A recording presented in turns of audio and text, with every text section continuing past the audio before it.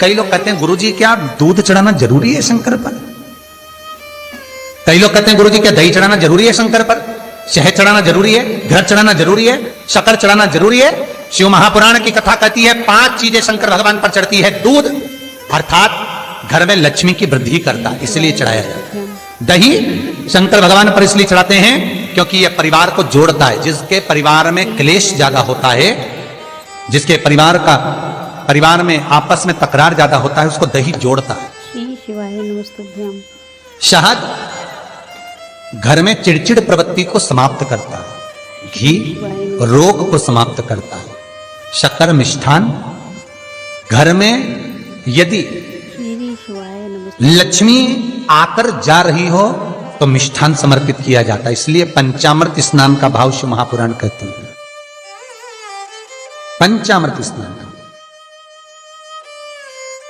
भगवान इसलिए 5 चीजें शंकर को समर्पित हैं। दूध, दही, घृत, शहद, शक्कर अर्थात मिष्ठान। शक्कर से मूलतः यहाँ शिव महापुराण में शक्कर नहीं लिखी है, मिष्ठान। श्री शिवाय नमस्तुभ्यं। अब लोग शक्कर पीस कर अभिषेक करते हैं, परंतु मिष्ठान अर्थात गाय के दूध से निर्मित कोई मिठाई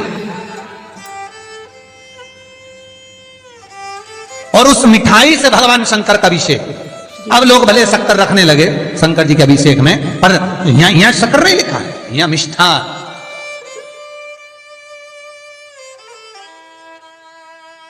हमारे यहां साहित्य भाषा में कहते थे उसको खांड अर्थात मीठा। शिव महापुराण की कथा कहती है दर्पण इतना बड़ा ले लो।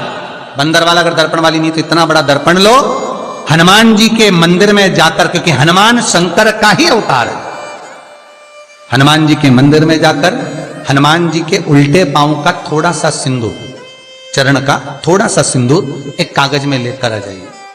और हनुमान जी के छोटे भाई, हनुमान जी 6 भाई हैं, उसमें गतिमान, हनुमान जी के छोटे भाई गतिमान का नाम लो और गतिमान का नाम लेकर उस दर्पण पर सिंदूर से त्रिशूल बना दो। सिंदूर से त्रिशूल बनाकर उस दर्पण को घर के बाहर, दर्पण का मुख बाहर की ओर, ऐसे बाहर की ओर मुख कर कर दर्पण को घर के बाहर या दरवाजे पर, बिल्डिंग पर, ऊपर जाली में, फ्रंट में कहीं पर भी उसको लगा दीजिए। महाराज केवल शंकर का स्मरण कर कर, गतिमान का नाम लेकर, हनुमान के उल्टे पांव का सिंदूर का त्रिशूल बनाकर जो दर्पण को लगा देता है, आपको 1 महीने के अंदर अंतर मालूम पड़ जाएगा कि पिछले जो महीने निकले हैं उस महीने का अंदाजा लगाना कि घर में लोग कितने बीमार पड़ते थे और इस दर्पण को लगाने के बाद बीमारी कम हुई कि नहीं हो कम तो ठंडा कर देना, क्या जा रहा है, पर करके जरूर देखना। विश्वास रखकर करोगे, भगवान शिव का अनुमोदन कर कर, भगवान शंकर पर विश्वास रखकर करोगे तो बीमारी घेर नहीं सकती। अकाल मृत्यु हो मरे जो काम करे चंडाल का, काल उसका क्या बिगाड़े जो भक्त हो महाकाल का। शंकर की आराधना करने वाला, शिव का स्मरण करने वाला, शिव को निवेदन करने वाला, शिव अर्चना में डूबने वाला, शिव का अनुमोदन करने वाला कभी दुखी नहीं हो सकता। तो शिव महापुराण की कथा कहती है शंकर को जितना जल प्रिय नहीं, शंकर को जितना बेल प्रिय नहीं, शंकर को जितना शमी प्रिय नहीं, शंकर को जितना दूध दही प्रिय नहीं, शंकर को अगर कुछ प्रिय है तो सत्य प्रिय है। सत्यम शिवम सुंदर।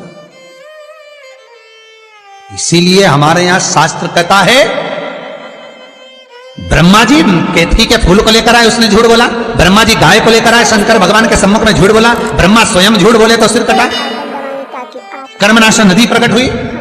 और शिव महापुराण की कथा कहती है शंकर को सत्य प्रिय है अगर झूठ बोला है। इसीलिए शिव महापुराण का स्पष्टीकरण किया जाए, वर्णन किया जाए तो पहले के समय में अदालत नहीं होती थी, पहले के समय में पंचायत नहीं हो सकती थी, पहले के समय में कोई सभाएं नहीं होती थी, पहले के समय में कोई निर्णायक मंडल नहीं होता था, पहले के समय में केवल एक निर्णय होता था।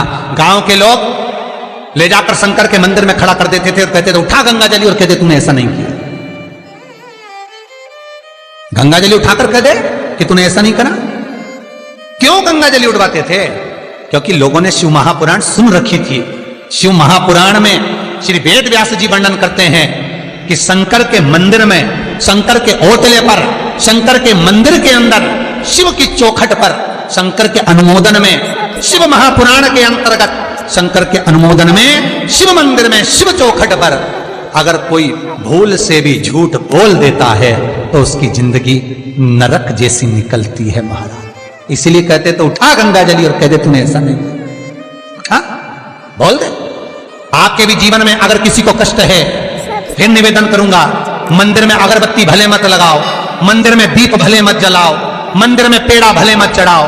अगर आपके मोहल्ले में, आपके पड़ोस में, आपके परिवार में, आपके नजदीक में अगर कोई दुखी है, कष्ट में है, उसको यदि प्रेम की वाणी भी बोल ली है, एक रोटी भी प्रेम की खिला दी, किसी के चेहरे पर स्माइल ला दी, तो मंदिर में दिया जलाने के बराबर है।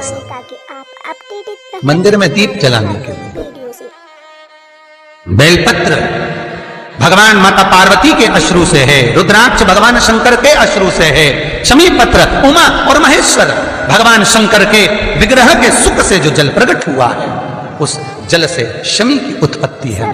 दोनों के मिलन से, दोनों के मिलन से। जैसे एक मुखी से लेकर 14 मुखी तक रुद्राक्ष होते हैं, आपको पहले भी कथा में कहा, एक मुखी से लेकर 14 मुखी तक रुद्राक्ष होते हैं। सभी रुद्राक्ष का अपना अपना एक मंत्र होता है, अपनी अपनी एक साधना होती है जिसके अनुसार रुद्राक्ष काम करता है। एक मुखी रुद्राक्ष लक्ष्मी की वृद्धि के लिए होता है।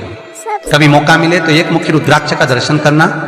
पर एक मुखी रुद्राक्ष जितना छोटे से छोटा होता है, जितना छोटे से छोटा होता है, उतना सुख दे। एक मुखी रुद्राक्ष लक्ष्मी की वृद्धि के लिए होता है, कार्य सिद्धि के लिए होता है। कोई भिखारी से भिखारी, गरीबड़े से गरीबड़ा भी अगर धारण कर ले, उसके घर में एक मुखी रुद्राक्ष अगर प्रवेश कर जाए तो सुख का अनुभव करा देता है, संपदा का अनुभव कराता है, सरस्वती का भाव प्रकट करता है, वैभव का भाव देता है। एक मुखी रुद्राक्ष का मंत्र है ओम ह्रीं नमः, ओम ह्रीं नमः। ये लक्ष्मी के लिए होता है महाराज। दो मुखी रुद्राक्ष बांधा को हरता है। कोई तकलीफ आ रही है, कोई प्रशासनिक कार्य है, कोई काम नहीं हो रहा, फाइल आगे नहीं बढ़ रही, बहुत तकलीफ आ रही है, तो दो मुखी रुद्राक्ष जो व्यक्ति धारण करता है उसका कार्य सफल होता है। दो मुखी रुद्राक्ष का मंत्र है ओम नमः। दो मुखी रुद्राक्ष का शिव महापुराण में जो मंत्र दिया है ओम नमः। विदेश्वर संहिता के अंतर्गत शिव महापुराण में रुद्राक्ष के 14 मुखी रुद्राक्ष के मंत्र दिए हुए हैं। आप शिव महापुराण नहीं पढ़ सकते तो मंत्र लिख लें। दो मुखी रुद्राक्ष का मंत्र है ओम नमः। तीन मुखी रुद्राक्ष विद्या प्राप्ति के लिए होता है। कैसा भी अनपढ़ से अनपढ़ व्यक्ति हो, जिसको विद्या में रुचि ना हो, पढ़ ही नहीं पा रहा हो, चित्त वृत्ति ही ना लग रही हो, मन ही ना लग रहा हो, परसेंट कम से कम होते जा रहे हो, तीन मुखी रुद्राक्ष उस बच्चे के गले में लाल धागे में डाल दीजिए। नहीं डाल सकते तो बच्चे के कमरे में जहां वो पढ़ता है, विद्याध्ययन करता है, उसके कमरे में लगा दीजिए। तीन मुखी रुद्राक्ष का मंत्र है ओम क्लीं नमः, ओम क्लीं नमः। ये तीन मुखी रुद्राक्ष का मंत्र है। इन मंत्र को कैसे सिद्ध करना है वो आपको 14 मुखी के रुद्राक्ष के पूर्ण होने पर वर्णन करते। तीन मुखी रुद्राक्ष का वर्णन है ओम क्लीं नमः। चार मुखी रुद्राक्ष खोई हुई वस्तु को प्रदान कर देता है महाराज। यदि कोई वस्तु आपकी खो गई है, कोई सामान आपका रखा गया नहीं मिल रहा, चार मुखी रुद्राक्ष को एक चावल की कटोरी में, अक्षत की कटोरी में घर के केंद्र बिंदु में रख दीजिए महाराज। चार मुखी रुद्राक्ष 2 रात्रि तक रखा रहेगा। तीसरी रात्रि को खोई हुई वस्तु आपके घर में कहीं पर भी प्राप्त हो जाएगी, पर होगी, मालूम पड़ जाएगा कि वस्तु यहां है। चार मुखी रुद्राक्ष का मंत्र है ओम ह्रीं नमः, ओम ह्रीं नमः। फिर वर्णन आया 5 मुखी रुद्राक्ष। ये कार्य में सिद्धि देता है। व्यापार नहीं चल रहा हो, कोई नई दुकान खोली हो, नई फैक्ट्री खोली हो, नया कोई कार्य करने जा रहे हो, नहीं हो रहा है, पैसा लग रहा है पर आवक नहीं हो रही है, तो 5 मुखी रुद्राक्ष फल प्रदान करता है। इसका मंत्र है ओम ह्रीं नमः, ओम ह्रीं नमः। 6 मुखी रुद्राक्ष अटके हुए काम को सफल बनाता है। जिसका विवाह नहीं हो रहा हो, शादी नहीं हो रही हो, रिश्ते बहुत आ रहे हो, संबंध नहीं हो रहा हो, तो 6 मुखी रुद्राक्ष स्त्री हो चाहे पुरुष हो, उसके गले में लाल धागे में डाल दिया जाए। 6 मुखी रुद्राक्ष का मंत्र है ओम